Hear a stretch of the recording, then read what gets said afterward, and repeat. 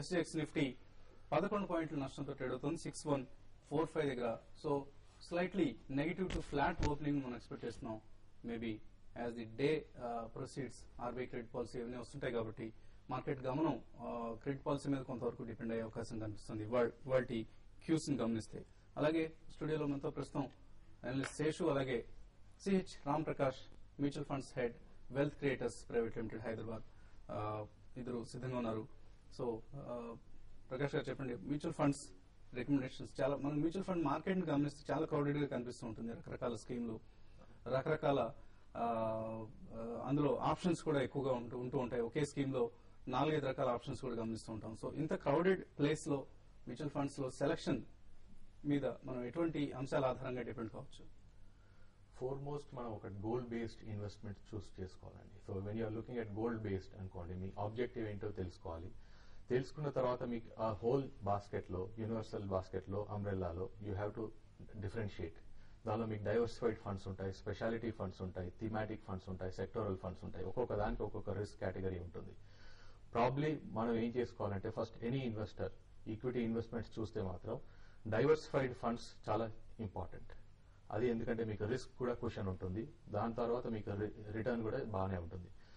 If you going to analysis returns చూసుకుంటే మాత్రం last 5 years 10 years Sensex almost మీకు average గా రోలింగ్ రిటర్న్స్ చూసుకుంటే 18% వచ్చింది.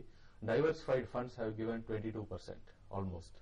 సో ఫస్ట్ మన కోర్ పోర్ట్ఫోలియో బిల్డ్ చేసుకోవాలి. దానిలో ఏమవుతుందంటే మీకు schemes like HDFC equity fund కానివ్వండి, లైక్ ఐసిఐసిఐ డిస్కవరీ ఫండ్ కానివ్వండి, డిఫరెంట్ స్టైల్స్ ఉంటాయి.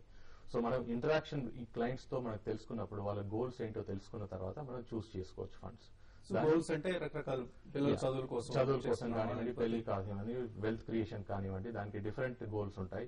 ఆ గోల్స్ సంబంధించి 3 years time frame, 5 years time frame అవన్నీ చూసుకుంటే మనకు అర్థం అవుతుంది అప్పుడు. సో ప్రధానంగా మన ఇన్వెస్ట్మెంట్ ఉద్దేశం ఏంటి అనేది నిర్ధారించుకొని టైం ఫ్రేమ్ అనుకున్న తర్వాత అప్పుడు మనకు కావాల్సిన స్కీమ్ సెలెక్ట్ చేసుకుని పెట్టుకుంటారు.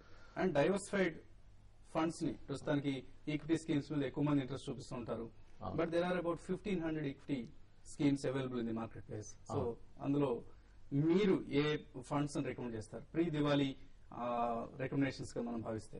ఓకే, ప్రీ దివాళీ అనుకుంటే మాత్రం ప్రాబ్లీ డైవర్సిఫైడ్ కేటగిరీలో హెచ్డిఎఫ్సి ఈక్విటీ ఫండ్ ఒకటి, Birla Sun Life front line equity fund ఒకటి, తర్వాత Templeton India growth fund, ICICI Prudential discovery fund, తర్వాత HDFC prudence fund. It's a balanced fund, but when you're looking at consolidated portfolio కొంత debt investment కూడా ఉంటుంది. Reliance growth fund ఉంటుంది. So దానిలో combination of schemes మనం time frame లో తీసుకుంటే మాత్రం ఈ ఫండ్స్ చూస్ చేసుకోవచ్చు first to start off with. Okay అండి. ఇన్ఫాక్ట్ గమనిస్తే మ్యూచువల్ ఫండ్ ఇన్వెస్టర్స్ ఒక మ్యాగజైన్, చక్కటి మ్యాగజైన్ కూడా మార్కెట్ లో అందుబాటులో ఉంది. అఫ్కోర్స్ ఇది ఎక్కువ బుక్ స్టాల్స్ లో మనకు అందుబాటులో ఉండదు, బట్ సెలెక్టివ్ బుక్ స్టాల్స్ లో దొరుకుతూ ఉంటుంది. Mutual fund insight by value research అనే ఒక కంపెనీ ఎప్పటి నుంచో చాలా రీసెర్చ్ చేస్తున్న కంపెనీ మ్యూచువల్ ఫండ్స్ మీద. It's an authority on mutual funds అని చెప్పుకోవచ్చు. సో ఈసారి 50 ది వాల్యూ 50 అనే పేరుతో కొన్ని ఫండ్స్ ను రికమెండ్ చేయడం జరిగింది. తప్పకుండా ఈ మ్యాగజైన్ కొని మ్యూచువల్ ఫండ్స్ ఇన్వెస్ట్మెంట్స్ మీద ఇంట్రెస్ట్ ఉన్నవాళ్ళు, ఇన్ఫాక్ట్ మ్యూచువల్ ఫండ్స్ ఇన్వెస్ట్మెంట్ మీద ఇంట్రెస్ట్ ఉన్నవాళ్లే కాదు, దీని మీద ఇంట్రెస్ట్ పెంచుకోవడం కూడా అవసరం. డైరెక్ట్ గా నేరుగా ఈక్విటీలో ఇన్వెస్ట్ చేస్తే ఉండే నష్టాలను, రిస్క్ ను మనం కొంతవరకు మ్యూచువల్ ఫండ్స్ లో ఇన్వెస్ట్ చేయడం ద్వారా అవాయిడ్ చేయొచ్చు. సో కాలర్ ప్రస్తుతం లైన్ లో ఉన్నారు. రమేష్ ఊయూరు నుంచి లైన్ లో ఉన్నారు. రమేష్ గారు నమస్తే అండి. Sir south Indian bank REC sir. South Indian bank REC అండి. ఓకే అండి. ఆర్ఈసీ మధ్య వారం నుంచి తగ్గుతుంది కదా సార్, అది ఉంచమంటారా అమ్మేమంటారా అని తీసుకున్నా ఉంది. ఏ రేట్ 170. సౌత్ ఇండియన్ బ్యాంక్ ఏ ప్రైస్ లో బై చేస్తారండి? సౌత్ ఇండియన్ బ్యాంక్ వచ్చేసి అది కూడా 350 ఎంత ఐడియా లేదు sir. So pre split. Okay అండి, ప్రీ స్ప్లిట్ బై చేస్తారు. చెప్పండి సార్. ఓకే అండి. ఆర్ఈసీ గురించి అడిగారండి. ఆర్ఈసీ అయితే రీసెంట్ గా మనం చూస్తే 350 నుంచి ఆ లెవెల్స్ నుంచి బాగా 400 రూపీస్ దాకా పెరగడం జరిగింది. తర్వాత ఎఫ్ఐ ఇన్వెస్ట్మెంట్ ని కూడా ఈ స్టాక్ లో పెంచడం జరిగిందండి. దానివల్ల ఈ స్టాక్ కూడా పెరిగిందని చెప్పొచ్చు. ఇంకోటి రీసెంట్ గా మీకు గమనిస్తే కానీ స్టాక్ లాస్ట్ 1.5 year నుంచి డీసెంట్ రిటర్న్స్ ఇస్తుంది. ఎక్సలెంట్ ఫండమెంటల్ ఉన్న కంపెనీ అండి. మీరు షార్ట్ టర్మ్ కి స్టాక్ పెరగడం పడడం ఇవన్నీ ఏంటంటే మార్కెట్ లో స్పెక్యులేషన్ ప్రకారం జరుగుతుంటుంది. కాబట్టి దీని గురించి వరీ కావకండి. మంచి ఫండమెంటల్, మంచి స్ట్రాంగ్ కంపెనీ. ఇది మీరు హోల్డ్ చేసుకోగలిగితే మాత్రం ఒక 6 months కి 500 రూపీస్ దాకా స్టాక్ పెరగడానికి అవకాశం ఉంది. కాబట్టి మీరు స్టాక్ అయితే హోల్డ్ చేసుకోమని సజెస్ట్ చేస్తాను. ఇంకా కావాలంటే ఇప్పుడు ఎందుకు డౌన్ అవుతుంది అంటే దానికి రీజన్ ఉండదు. ఒక ప్రాఫిట్ బుకింగ్ ఒక హైయర్ లెవెల్ లో మామూలుగా యూజువల్ గా ఎంత లాస్ట్ కొన్ని రోజులుగా బాగా పెరుగుతూ వచ్చింది కాబట్టి ఒక ప్రాఫిట్ బుకింగ్ కనపడుతుంది, అంతకు మించేలేదండి. ఇదైతే హోల్డ్ చేసుకుని 500-550 రూపీస్ దాకా నెక్స్ట్ 6 months లో పెరిగే అవకాశం ఉంది. ఇంకా సౌత్ ఇండియన్ బ్యాంక్ ఎప్పుడైతే స్ప్లిట్ అయినా కూడా స్టాక్ అక్కడ నుంచి కూడా బాగా పెరగడం జరిగిందండి. స్టాక్ అయితే కొంచెం కన్సాలిడేషన్ ఫేజ్ లో ఉంది. ఇది కూడా మీరు షార్ట్ టర్మ్ కోసం కాకుండా లాంగ్ రన్ లో మాత్రం హోల్డ్ చేసుకోండి. కొంత షార్ట్ టర్మ్ మాత్రం మీరు అంతగా రెండింటిలో కూడా హైయర్ లెవెల్ లో బాగా ప్రాఫిట్ బుకింగ్ అనేది కనపడే అవకాశం కనపడుతుంది. Okay, next caller Dhanashree Vizag నుంచి లైన్ ఉన్నారు. ధనశ్రీ గారు హలో. హలో చెప్పండి ధనశ్రీ. నేను ధనశ్రీని. బ్లూ స్టార్ లిమిటెడ్ నేను 495 లో కొన్నాను. ఓకే అండి. ఇంకా Lloyd steel industries 12.7. Lloyd steel okay అండి. 12.7 లో కొన్నాను. అయితే నేను లాంగ్ టర్మ్ ఇన్వెస్టర్. అయితే 1 year వరకు టార్గెట్ చెప్పండి. అయితే హోల్డ్ చేయాలి, ఇన్వెస్ట్ చేయాలి అని. ఓకే అండి. ఓకే అండి. తమిళియన్సా మీరు ధనశ్రీ గారు? తమిళియన్సా మీరు? కాదండి, Maharashtra. Okay, very good. Thank you for calling అండి. ఒకటి బ్లూ స్టార్ అయితే మీరు హోల్డ్ చేసుకోమని సజెస్ట్ చేస్తానండి. ఎక్సలెంట్ ఫండమెంటల్ ఉన్న కంపెనీ అండి. మీరు 1 year, ఇంకోటి మీరు టైం కూడా 1 year అంటున్నారు కాబట్టి మీరు హోల్డ్ చేసుకోండి. ఇంకోటి లాయిడ్ స్టీల్ కన్నా మీరు వేరే స్టాక్ ని సెలెక్ట్ చేసుకోమని చెప్తాను. స్టీల్ కౌంటర్స్ లోనే మీకు చాలా కంపెనీస్ ఉన్నాయి కాబట్టి ప్రాబబ్లీ టాటా స్టీల్ హై నుంచి ఒక 10% కరెక్ట్ అయింది. టాటా స్టీల్ మేజర్ ఎప్పుడు కూడా కమాడిటీస్ లో కొంత మేజర్ స్టాక్స్ మీరు సెలెక్ట్ చేసుకోవడం బెటర్ అండి.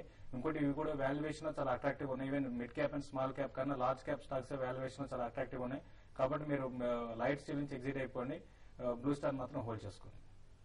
సో బ్లూ స్టార్ కు 1 year లో ఎటువంటి టార్గెట్ ఇస్తారు మీరు? ఆవిడ 495 లో బై చేశారు, ప్రస్తుతం 453 లో ట్రేడ్ అవుతుంది. స్టాక్ అయితే రైట్ నో ఇటు కన్సాలేషన్ లో ఉందండి. ఇప్పుడు 1 year కి అంటే స్టాక్ నెక్స్ట్ క్వార్టర్ రిజల్ట్ దాన్ని బట్టి మనం అనలైజ్ చేసుకుంటే మాత్రం ఇక్కడ నుంచి ఒక 20-25% దాకా డీసెంట్ రిటర్న్ రావచ్చు. ఇంకోటి ఎటువంటి మిడ్ క్యాప్ లో సర్ప్రైజింగ్ అంతకన్నా ఎక్కువ పెరిగే అవకాశం ఉంది. ఒకవేళ మార్కెట్ బుల్ రన్ కానీ కొనసాగిందంటే 50% రిటర్న్ రావడం కూడా అవకాశం ఉంది.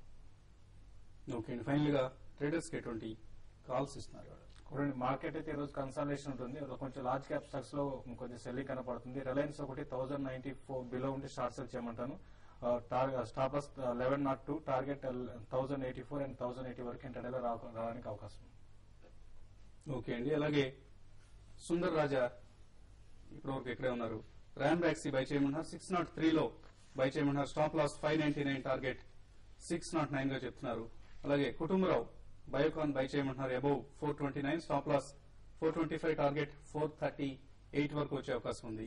DLF buy above 362, stop loss 357, target 367 నుంచి 372 వరకు కూడా పెరిగే అవకాశం ఉందంటున్నారు. Amana Shastri Infosys buy above 3002, stop loss 2987, target 3030. Maruti Suzuki sell closer to 1515, stop loss 1525, target 1495 కు తగ్గే అవకాశం మారుతి సుజుకి వీక్ గా ఉంటుందని అమనా శాస్త్రి ఎక్స్పెక్ట్ చేస్తున్నారు. సో మీకు మ్యూచువల్ ఫండ్స్ మీద ఏవైనా సందేహాలుంటే మెయిల్ చేయండి మాకు business@tv5news.in ఈ మెయిల్ ఐడికి. మరికొద్దిసేపట్లో కలిసే tv5money.com లో మనం వెబ్ కాస్టింగ్ ప్రత్యక్ష ప్రసారంలో ఇటు ఈక్విటీస్ మీద అటు మ్యూచువల్ ఫండ్స్ మీద కూడా మనం సందేహాలను నివృత్తి చేసే ప్రయత్నం చేద్దాం. మరికొద్దిసేపట్లో కలుద్దాం.